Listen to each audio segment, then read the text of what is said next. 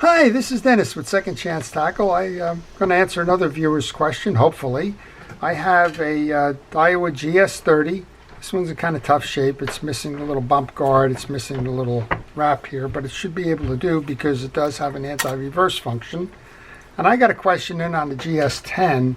I'm thinking that the GS 10, 20, 30s all share the same blueprint in terms of design. The question was, how do we set the spring on the anti-reverse? So I'm going to show you how to do that. Kind of playing this one by the best I can do here. All kinds of things are going on with this reel. I just had line wrapped. We have a loose nut here. We have all kinds of things. This has been on my project pile. I just haven't had a chance to get around to.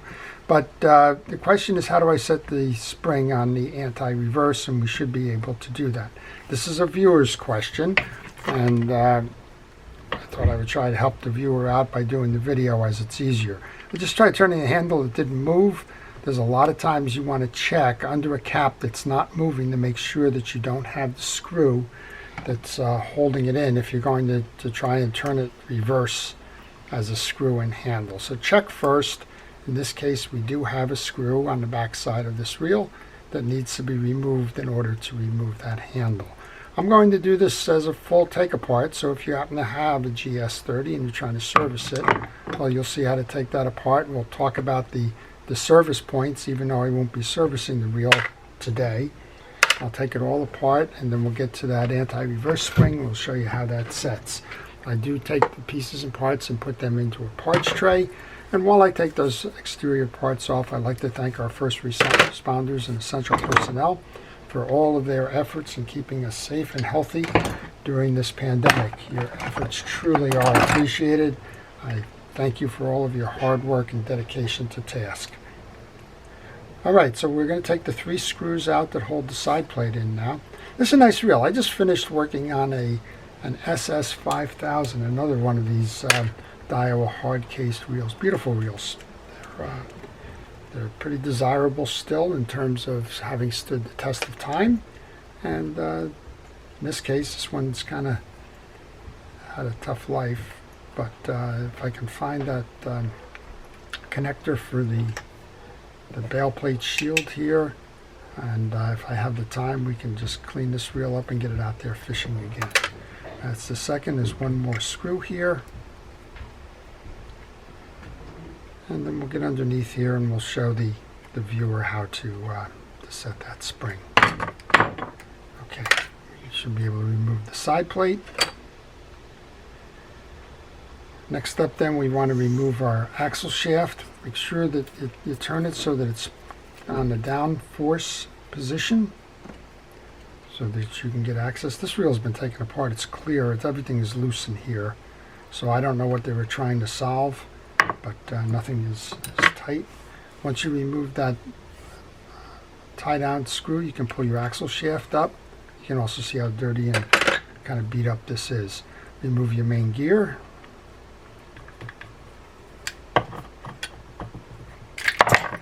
And everything else came out with it here. That's kind of interesting in and of itself. But we have the main gear. We have the crosswind block. We have the oscillation gear. And we have a little washer underneath here. I'm not familiar with that washer. Apparently it does fit there. So let's call that the backing of the oscillation gear. And then we want to go up top because that's where your anti-reverse is. Okay, that wasn't held on, was it? That whole rotor was just off with that screw.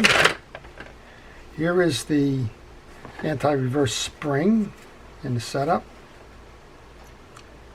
You have an anti-reverse spring that's pivoted on the corner here and has the shaft. I'm hopeful that this shaft still works. It does, so we can kind of continue here with doing what we wanted to do. You have to take the anti-reverse dog and click ratchet off on this one. You do that by removing the center screw.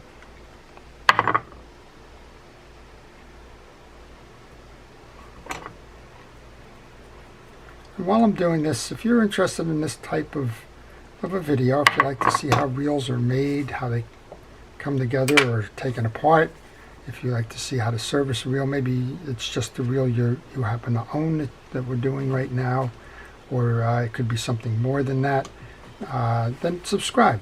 I ask you to subscribe. It helps my channel, and it also helps folks learn along the way. That's kind of why I'm doing this, and I'm trying to get as many reels as I can in here and published so that you can see how it's done.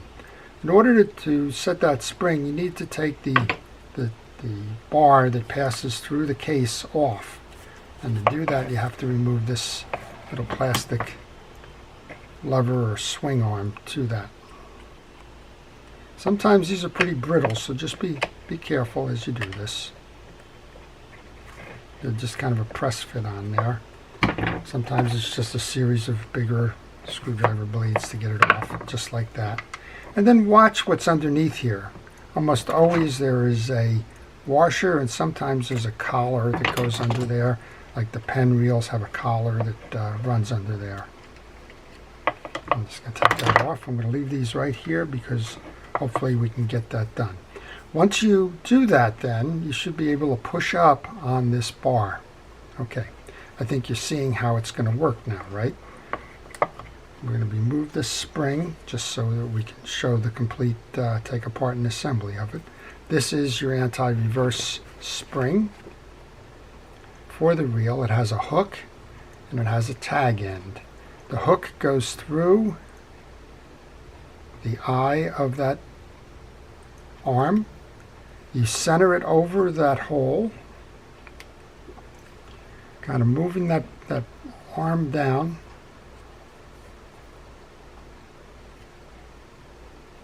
As you go. And don't worry where the override mechanism is at the moment. Line it up, bring it over, get it in that hole, just like that. Now, we have a space here, and we have that block there. That's the travel arm block, okay? You need to be on top of that block like this, not under it.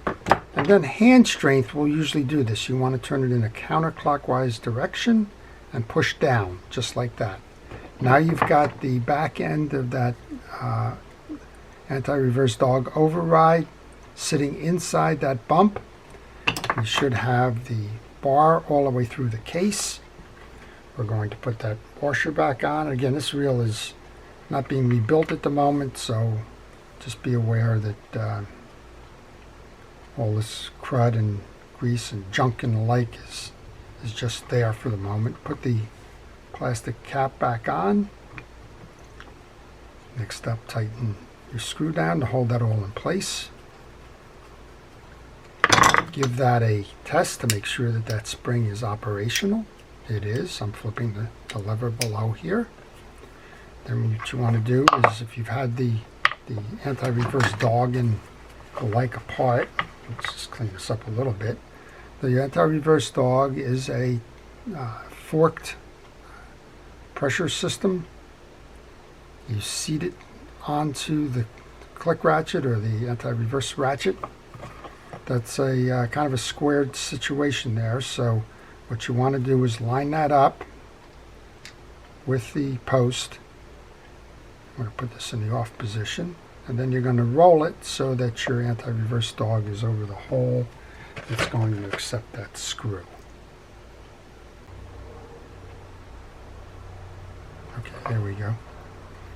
All right, when you come down, that shoulder may catch the top of the dog because there's a tight tolerance on there. That shoulder is a smooth shoulder, but you'll notice right now that that screw appears to be tight, but it's not, because there's a gap in that dog. So just back it up a little bit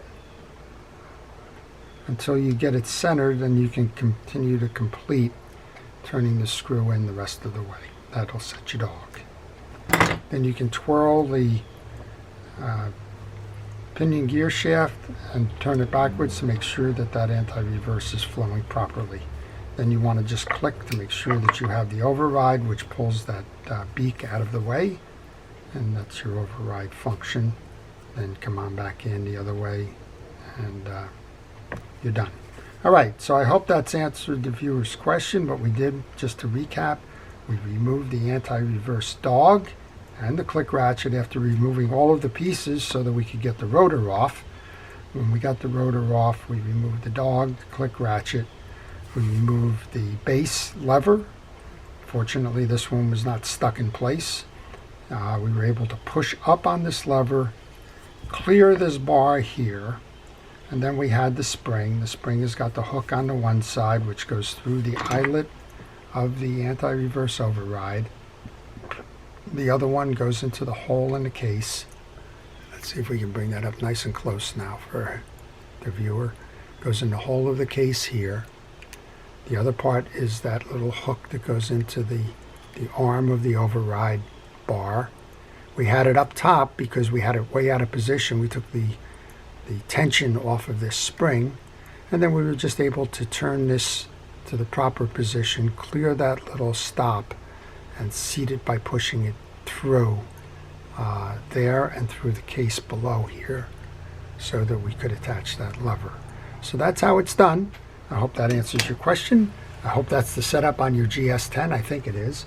And I appreciate you asking, and I appreciate all of those that are watching this video. So if you like this kind of video, please subscribe. If you want to see more, please hit the notification button. If you liked it, please indicate that. And if you have any questions like the viewer did, then please leave them in the comments section. I'll try and do my best to answer those questions for you. So this is Dennis with Second Chance Tackle. Again, thanking our first responders and essential personnel. Wishing everybody a great day. Please stay safe, stay well, and stay watching. Have a great day.